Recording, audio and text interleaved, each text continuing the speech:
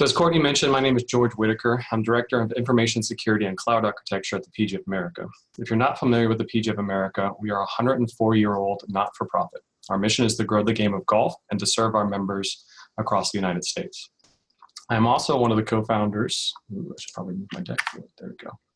I'm also one of the co-founders of Code Palm Beach. Our mission is to provide a launch pad for students aged 6 to 14, and it's a volunteer-led organization. This organization was co-founded by a friend of mine, Sean Bagansky, when we worked together at his company, Hello Labs, in 2016. Hello Labs went through a pretty rapid migration and its own transformation during that same time. And I'm all up on my deck here, so I'm going to have to back up a little bit. As a SaaS provider, the journey didn't start with the classic transformation topics, like paper-based processes and collaboration tools that you would see in a 100-year-old company like the PGA.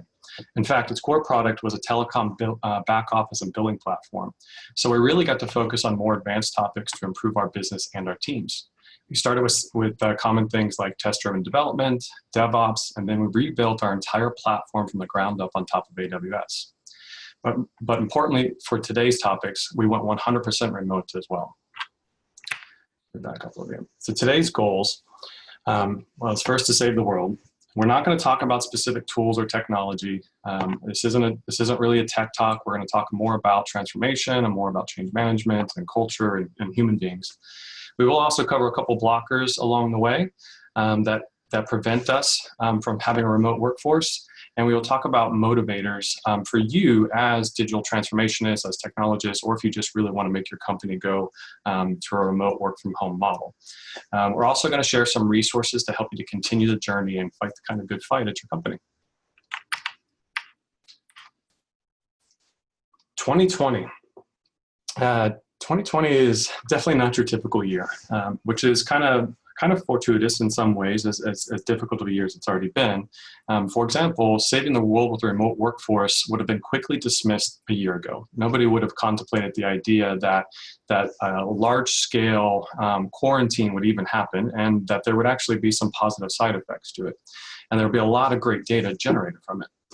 One of the byproducts that I'm very excited about is the research that will come out during this time and over the next couple of years that shows how big of an impact the quarantine and what we can pull from that work from home and reduced travel will have on different parts of the world and different aspects of it.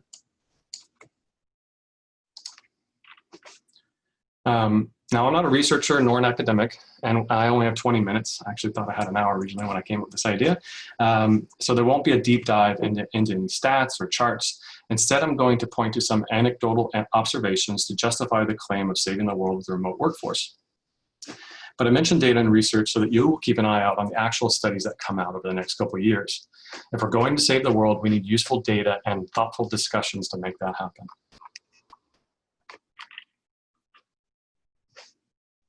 Today, we're going to cover 3 motivators, and I put these 3 motivators into categories. The global motivator, or the environmental motivator, the community or the household motivator, and then the good old-fashioned capitalist motivator, the bottom line that seems to move companies the most. For me, the first set of positive impacts that I noticed was in cities like Los Angeles and Venice. There were a lot of photos shared online about clear skies and Venice canals being transparent again instead of being murky and muddy. This was so meaningful that NASA actually has observed the same thing from its satellites. So here there's a photo of March 2020, and it shows how the nitrous oxide levels had dropped 30% in this particular region, the Northeast region. So while 30% and a global quarantine is not sustainable, it starts to beg the question, what would it mean to the world if we could take a significant amount of people off the roads and out of the air traveling for different business purposes? Sorry, some of the chats are distracting me. But it makes it clear that there's the possibility that this really could impact the environment. And again, pay attention to the data that's coming out over the next couple of years. If this isn't sustainable, but in your city, in your town, if you could reduce how many people on the roads, the environmental impacts could be substantial.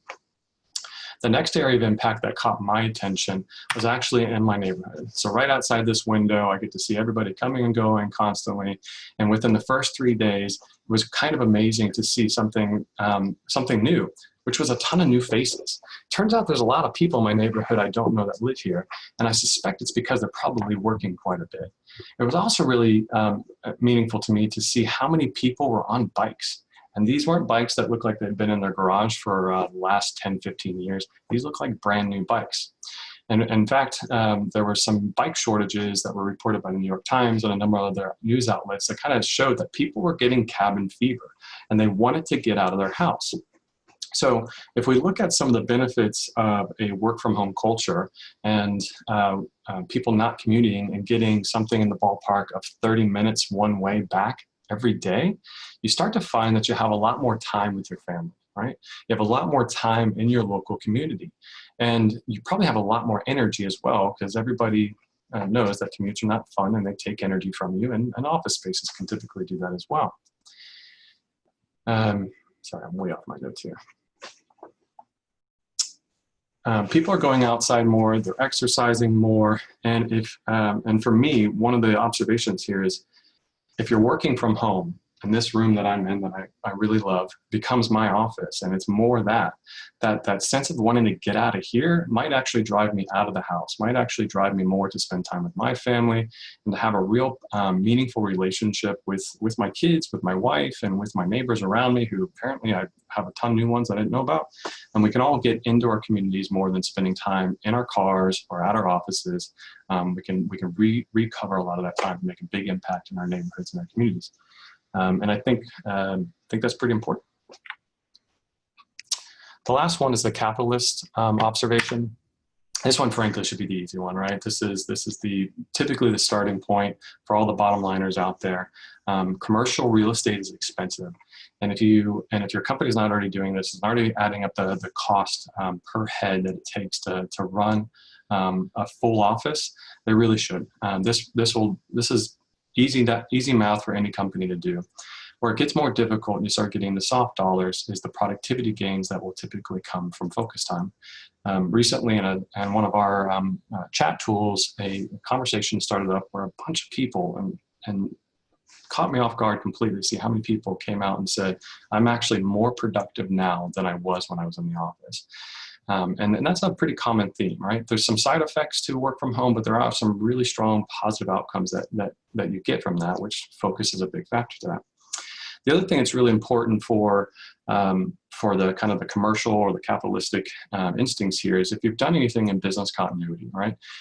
As you move through the progression of a digital transformation, right, and you get to a remote workforce and everybody's working in the same city, eventually you can start looking at hiring in other cities, other parts of the world. And what that means is that a snowstorm, or like in our case here in South Florida, a hurricane isn't going to knock you offline for long periods of time. On the top right-hand corner is a picture of Hello Labs distribution of staff around the time that I worked there. And so here you can see we could actually keep working if the Northeast had a power failure because of snow, or if there were tornadoes in the Midwest, right? The things that we are starting to see now, which is the disruptions of our natural environment, won't necessarily impact your company in the same way that it would if you're all working from a single location. And then fundamentally, what would be a better investment than just giving money to the company that you're leasing the building from to maintaining it? Would you rather put that money into your employees, into product development, into service, into new technology to really kind of advance your capital interests? All right, so Courtney, I think this is where we want to show some results. Give me a break, actually take a drink. Here you go. Let's see what they said. I'm in a technology role. All right, my people. Digital transformationist is great. A lot of advocates for working from home. 4% want to go back, or 1%. So it's improving. All right, this is pretty positive. I was expecting a little bit more. Kids, yeah, it's a big factor. What could working from home do to really save the world? Nobody said nothing. This is dumb. Oh man, I gave you guys an easy one. Reduce the effects of travel, right? That's great. And appreciate the person who's more interested in fighting robots, aliens, and zombies like myself. Worst part of working from home is kids, feeling alone. We're gonna talk a little bit about some of these things here. Home isn't set up, spouse, yeah. And then my favorite one, what contributed to your COVID 15 pounds? I stayed the same. Mint chocolate chip ice cream, 5 people, that one got me, and so did adult beverages. So great, thanks for sharing, right? And this is just a small thing that you can do in your company if you're not already. It's just connect people through simple polling and share the data. We've been doing a lot of that PGA, and it's gone a long way for connecting people. So we're going to start talk about some aspects of or blockers or things that you're going to run into here as you're kind of starting to have these conversations with your company executives and with the teams around you. And the very first one is pretty important, which is for people who are not in the technology space, who may be more accustomed to this, they're looking at all the friction, all the pain, and everything that's going around them, and they're attaching it to working from home, right? So people are afraid right now. People are they were rushed into it. Their environment wasn't set up to do this.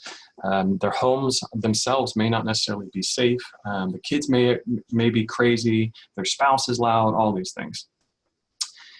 So realize that the pushback and the friction and the resistance that you might feel right now is because this is new, it's uncomfortable, it wasn't planned, and you really need to listen to people right now to find out what it was that either didn't make them successful or something they didn't like about it, so that you can help solve for those problems.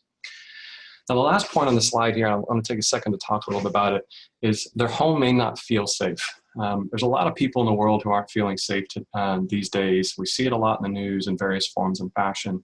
And when it comes to working from home, there are going to be times when you're talking to somebody and you can tell that like they're having an emotional reaction to you saying work from home. And one of the things that I want to bring up here is that some people's homes are not safe. Right? Some people are in situations where domestic violence in all its various forms, physical, emotional, and verbal, means that they love getting out of the house. They want to go back in the office, right? And so while you are working your way down this journey, start talking about this very topic now, right? If it is in your company, speak to your HR team, find out ways to do it. And there's online movements like the little picture we see here that are meant to help people share that they do have domestic violence going on in their home because they probably don't want to speak out about it. The person that might be next to them, whoever it may be, and we want to create a safe space for them. So get that conversation going as best you can, as sensitive as you can as well.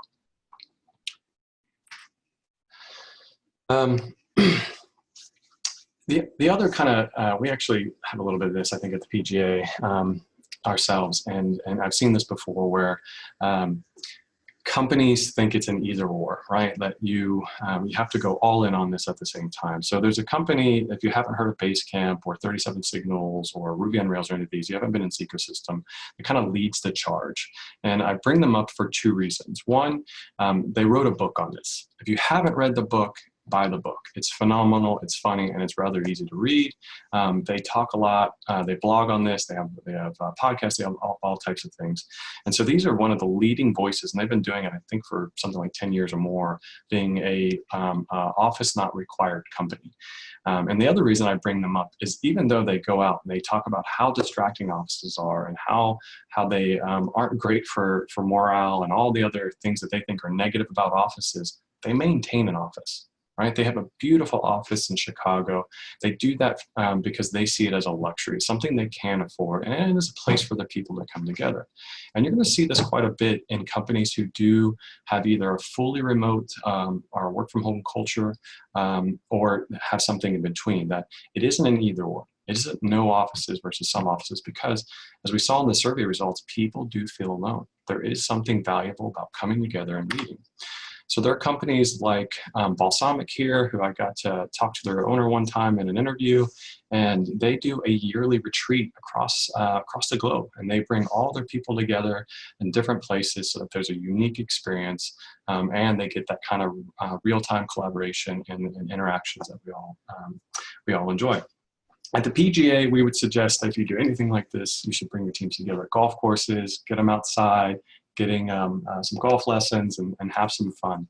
So there's a lot of creative ways that you can talk to your executives about what it's like to really just reduce your office space footprint, take some of the cost savings and start putting it elsewhere, whether that be in profits, or if that's, oh, am I getting a text message? That's 5 minutes out.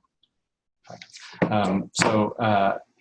Meet up with your teams, be intentional about this, right? Get together in ways that you really find fun and engaging. The other really common thing, and if you haven't heard this yet, I can almost guarantee you're going to hear it from somebody in your company, is how will you know if people are working? This is something that the Basecamp team really talks a lot about. And if you aren't already doing, if you're already in a digital transformation at some point, you will get into the point where you have to talk about KPIs, OKRs, and measuring outcomes versus outputs. And in this case, measuring the productivity of somebody in ways that are meaningful for the organization. Be careful when you have this conversation. It can be a little bit of a trap in 2 ways. One, if you do start to make points that I have foolishly made at times, which is you don't know if they're really productive now, right? What was the other one? Oh, when you start talking about job performance, it gets really sensitive. When you start talking about somebody's job performance, their productivity, job security starts to kind of go in their mind, right? They start to get scared, and they start to not answer your questions the same way. I don't think I saw in the survey results, sorry, but the most common one that we've seen across like the New York Times and a bunch of other outlets that have talked about remote work is that people find it hard to collaborate, and they find it hard to communicate in this model. And the reality is it was probably hard in the office as well, but the office masked some of the underlying problems, right? Going into meetings, having face-to-face conversations are great. They're highly productive. It also can be very expensive. It can be very distracting, right? As if you have somebody who walks up to your desk. So you need to look at how your company communicates. And in my case, I'm actually a really bad writer and not a great speaker as well. And I have personal sensitivities to writing in public spaces, right? Writing a big email out to a bunch of people. And your company probably has people like that as well. If you have a person who every time you send an email to them, they walk over to your desk and have a conversation, they may just like you. They may also be uncomfortable responding in an email to you in written form. And you'll kind of see that probably in other mediums as well, like chat tools, online social tools, right? And people don't talk as much, and there's a variety of reasons why. So what they really need is some guidelines, right? And when I came to the PGA, in our onboarding packet, we were given a kind of, this is what you do when you mass email everybody. And I was like, this is great. I love this kind of specificity, right? To say like, this is how you do it. And the reality is people need a lot of that. They need specificity, and they need templates, they need starting points, they need guidance on how to communicate to your company's culture. So don't be afraid to give that to them, and make this also a very safe space, right? The grammar police are real. The people who like me, who are bad at it, they are very sensitive to it. So try to make it to where like it brings them in to say, we're going to become better writers together. And so these are some of the blockers. These are some of the motivators, hopefully, for you. I do believe firmly that we can save the world if we can get people off the roads, if we can get people being better at writing down and communicating about creating documents that can be consumed, and staying home more and not getting on the roads. And hopefully your company leans in on one of the 3 motivators, and if they aren't already leaning in on the financial aspects. Awesome. Thank you so much, George. This was fantastic. Thanks for taking the time to join us today. Welcome. And if anyone has any questions, I have a couple of questions for George, but feel free to put them in the chat box. I think, George, for you, what is one thing, if you could choose 1 or 2 things that our folks could start taking action on now from your talk, what would you recommend those be? The communications one is huge. Even if your company doesn't go remote for the next 3 to 5 years, if you get better at written communication and sharing information that can be read by other people, right, that isn't reliant on like, oh, I caught you in the hallway, now share that very important information with me. If you start that culture now, it'll make any future transitions easier, and it'll certainly add value to your company today. Yeah, that's a universal one. Yeah, that's great. The other question I have, which I know it could be a sticky conversation if you're having these types of conversations and dialogue with leadership. Do you have any recommendations for teams that are looking to have this open dialogue with their leadership team to embrace more of a remote work environment for the long term? Yeah, don't be elitist about it, honestly. That's probably the biggest thing. Depending on your company's culture, right? If you're not in a tech company, there's a good chance that your executives are just really comfortable going into an office, right? So just like we need to have safe places to work and safe conversations, you actually need to you provide that safety to your executives. So that way it's easy for them to come to the table and discuss it with you. I think I failed at this a number of times in my career on approaching executives. And one of the things that's happening right now that I really discourage you from doing is stop bringing up the Googles, the Twitters, all the big tech companies are doing it. When you put that in front of an executive, they probably can go, we're not a big tech company, or, these are, Silicon Valley people, right? It's so easy to dismiss that, right? If you want to motivate them and incite them in another way, like find somebody like them, right? A peer company, even if it's a different industry, and show them how they're adopting it, what the benefits are. And it may just be a walk, crawl, run versus we're going all in on this type of thing that you see from the big companies. Yeah, no, that's great feedback. Awesome. Well, thank you so much, George. I appreciate it. And we will see you back here on Friday for our panel discussion. Yeah, definitely. Thanks. Awesome. Thanks, George.